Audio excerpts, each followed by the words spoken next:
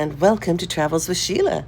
I'm Sheila, and you are here in New York City under a state of emergency last night, Sunday, February 22nd. I went out for a walk in the snow, and this is Bryant Park. It's one of my favorite places to spend time, along with the Conservatory Garden in Central Park, anytime I'm here. And what a gorgeous sight in the snow. The park is closed.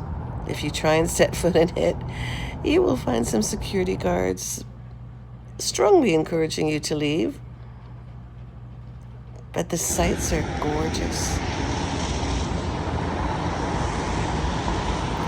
In New York last night, snow obscured street signage, that statue's face, and came across two snowmen, one in progress, one miniature, one already built, and a lot of friendly people in the snow.